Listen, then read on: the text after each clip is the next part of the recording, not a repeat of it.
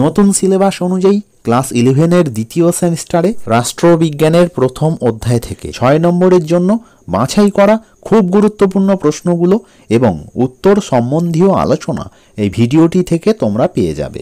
এছাড়াও 2 নম্বরের প্রশ্নগুলোর জন্য তোমরা কি করবে সেটাও এই ভিডিওটিতে আমি বলে দেব। যেহেতু সিলেবাসটি সম্পূর্ণ নতুন, তাই সিলেবাসের বিশেষ বিশেষ অংশগুলো বা যেসব অংশ থেকে পরীক্ষায় প্রশ্ন আসতে পারে সেই সব অংশগুলো না বুঝলে বা না জানলে পরীক্ষায় আসা প্রশ্নগুলোর উত্তর করতে বা গুরুত্বপূর্ণ প্রশ্নগুলোর উত্তর পড়তে তোমাদের অসুবিধা হবে। যাতে তোমরা এই রকম সমস্যায় না পড়ো তার জন্য এই ভিডিওটিতে রাষ্ট্রবিজ্ঞানের প্রথম অধ্যায়ের সিলেবাস ভিত্তিক যেসব অংশগুলো থেকে পরীক্ষায় প্রশ্ন আসতে পারে সেই সব অংশগুলোর সহজ সরল ভাষায় ব্যাখ্যা করব এবং প্রত্যেক অংশের ব্যাখ্যার সাথে সেই অংশ থেকে কোন কোন প্রশ্নগুলো খুব গুরুত্বপূর্ণ তা বলে দেব।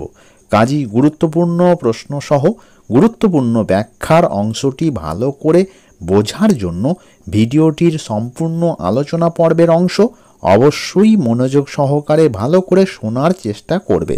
এছাড়াও এই আলোচনা পর্বের অংশটি অনুসরণ করলে রাষ্ট্রবিজ্ঞানের প্রথম অধ্যায় থেকে 2 নম্বরের জন্য যেসব প্রশ্নগুলো পরীক্ষায় আসতে পারে সেই সব প্রশ্নগুলোর উত্তর তোমরা সহজেই লিখতে পারবে।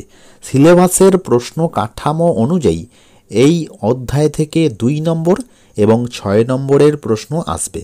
তোমাদের সুবিধার্থে বা তোমাদের বোঝার সুবিধার্থে এই অধ্যায়ের প্রশ্ন কাঠামোর অংশটি আমি দিয়ে দিলাম, তোমরা দেখে নিও। রাষ্ট্রবিজ্ঞানের প্রথম অধ্যায়ে প্রথমেই যে গুরুত্বপূর্ণ অংশটি আছে সেই অংশটি হলো আইন।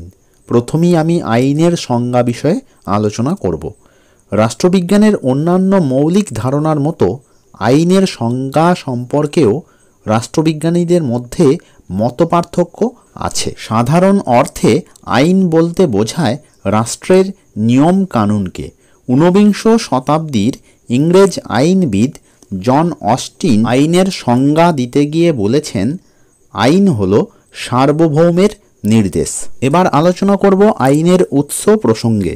সাধারণভাবে রাষ্ট্রকেই আইনের একমাত্র উৎস বলে অনেকে মনে করেন, কিন্তু আইনের ইতিহাস আলোচনা করলে লক্ষ্য করা যায় যে সমাজ বিবর্তনের ধারায় বিভিন্ন উপাদান আইন সৃষ্টিতে সাহায্য করেছে। বিশিষ্ট আইনবিদ হল্যান্ডের মতে আইনের বিভিন্ন উৎসগুলো হলো প্রথমত প্রথা, দ্বিতীয়ত ধর্ম, তৃতীয়ত বিচারালয়ের সিদ্ধান্ত, চতুর্থত বৈজ্ঞানিক বা বিজ্ঞানসম্মত আলোচনা, পঞ্চমত ন্যায় নীতি, ষষ্ঠত আইনসভা দ্বারা প্রণীত আইন।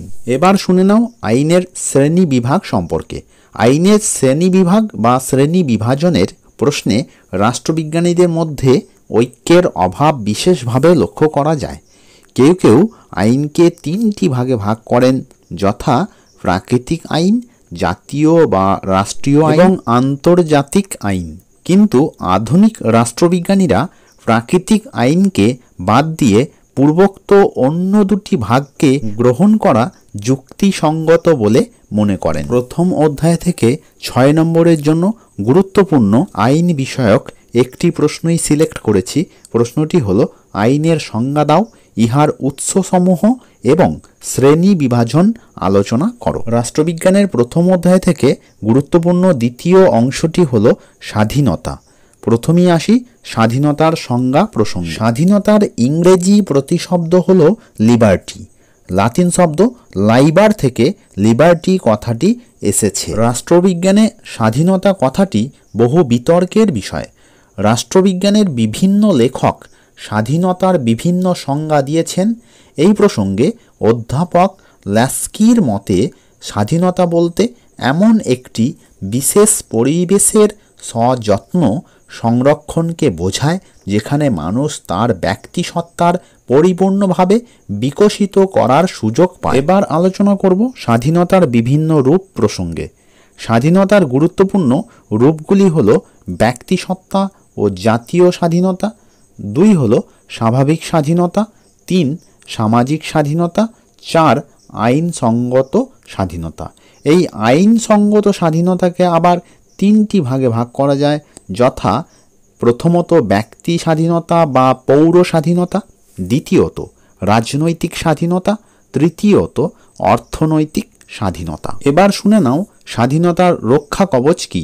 প্রতিটি উদারনৈতিক গণতান্ত্রিক রাষ্ট্রে ব্যক্তি স্বাধীনতা সংরক্ষণের জন্য কতকগুলি বিশেষ ব্যবস্থা অবলম্বন করাও হয়। এই ব্যবস্থাগুলিকে স্বাধীনতার রক্ষা কবচ বলা হয়। অধ্যাপক ল্যাস্কি যথার্থই বলেছেন যে সংরক্ষণের বিশেষ ব্যবস্থা ছাড়া অধিকাংশ মানুষের পক্ষে স্বাধীনতা ভোগ করা অসম্ভব। প্রথম অধ্যায় থেকে স্বাধীনতা বিষয়ক দুটি প্রশ্নকে বাছাই করেছি, প্রশ্ন দুটি তোমরা দেখে নাও। চ্যানেলে নতুন হলে চ্যানেলটিকে সাপোর্ট করো, চ্যানেলটিকে এখনই সাবস্ক্রাইব করে চ্যানেলটির পাশে থাকো, ভিডিওটিকে বেশি বেশি করে শেয়ার করে দিও, ভিডিওটিতে একটা লাইক করে দিও। এই অধ্যায়ের কোনো অংশ বুঝতে অসুবিধা হলে বা যে কোনো প্রশ্ন থাকলে তোমরা এই ভিডিওর কমেন্ট বক্সে লিখে জানিও, এবং পরবর্তী অধ্যায়গুলো থেকে এই ধরনের আলোচনা পর্ব সহ সাজেশনের ভিডিওর প্রয়োজন হলে তোমরা এই ভিডিওর কমেন্ট বক্সে লিখে জানিও। সিলেবাস ভিত্তিক প্রথম অধ্যায়ের পরবর্তী গুরুত্বপূর্ণ অংশটি হলো সাম্য। প্রথমেই সাম্যের অর্থ ও প্রকৃতি সম্পর্কে আলোচনা করছি। সাধারণভাবে সাম্য বলতে বোঝায় সকলে সমান, কিন্তু রাষ্ট্রবিজ্ঞানে সম্পূর্ণভাবে সেই অর্থে কথাটি ব্যবহার করা যায় না। অধ্যাপক ল্যাস্কির মতে সাম্য বলতে কোনো ধরনের বিশেষ সুযোগ সুবিধার অনুপস্থিতি এবং সকলের জন্য পর্যাপ্ত পরিমাণে সুযোগ সুবিধা প্রদানকে বোঝায়। এই দৃষ্টিতে সাম্যকে দুটি অর্থে ব্যবহার করা যায়, যথা নেতিবাচক ও ইতিবাচক। নেতিবাচক অর্থে সাম্য বলতে বৈষম্যের অবসান, অন্যদিকে ইতিবাচক অর্থে সাম্য বলতে বোঝায় সকলের সমান অধিকার প্রতিষ্ঠা। এছাড়া মার্ক্সবাদীদের নিকট সাম্য বলতে বোঝায় পুঁজিপতির অবসান, উৎপাদনের উপকরণ সমূহের ওপর সামাজিক মালিকানার প্রতিষ্ঠা, সামর্থ্য অনুযায়ী কর্ম সম্পাদন ও সেই অনুযায়ী পারিশ্রমিক প্রাপ্তি। এবার আলোচনা করব সাম্যের বিভিন্ন রূপ প্রসঙ্গে। যেহেতু সাম্য একটি বহুমাত্রিক ধারণা, সেহেতু এর বিভিন্ন রূপ থাকাই স্বাভাবিক। সাম্যের বিভিন্ন রূপগুলি হল: প্রথমত স্বাভাবিক সাম্য, দ্বিতীয়ত সামাজিক সাম্য, তৃতীয়ত আইনসম্মত সাম্য। এই আইনসম্মত সাম্যকে আবার তিনটি ভাগে ভাগ করা হয়, যথা ব্যক্তিগত সাম্য, রাজনৈতিক সাম্য, অর্থনৈতিক সাম্য। সাম্যের চতুর্থ রূপটি হল আন্তর্জাতিক সাম্য। প্রথম অধ্যায় থেকে সাম্য বিষয়ক প্রশ্নটি দেখে নাও। প্রথম অধ্যায় থেকে গুরুত্বপূর্ণ অন্যতম একটি অংশ হল ন্যায় বা জাস্টিস। সাধারণভাবে বলা যায় যে ন্যায় সমাজের অভ্যন্তরের মানুষের পারস্পরিক সংযুক্তি সাধন, নীতির সাথে সংযোগ এবং স্বাধীনতার সাথে সাম্যের এবং মৈত্রীর সম্পর্ক গড়ে তোলে। মার্ক্সীয় দৃষ্টিতে ন্যায় গণতান্ত্রিক সমাজ ব্যবস্থায় রাষ্ট্র নামক শ্রেণী শোষণের যন্ত্রটির সাথে আইন ও ন্যায় সম্পর্কিত। ন্যায় শব্দটিকে বিচার বিশ্লেষণ করলে ন্যায়ের বিভিন্ন রূপ লক্ষ্য করা যায়, যথা আইনগত ন্যায়, রাজনৈতিক ন্যায়, সামাজিক ন্যায় এবং অর্থনৈতিক ন্যায়। ন্যায় সম্বন্ধীয় গুরুত্বপূর্ণ প্রশ্নটি তোমরা দেখে নাও। এই প্রশ্নটি ছাড়াও অতিরিক্ত প্রশ্ন হিসাবে আর একটি প্রশ্ন দিয়ে দিলাম, প্রশ্নটার উত্তরও তোমরা দেখে রেখো।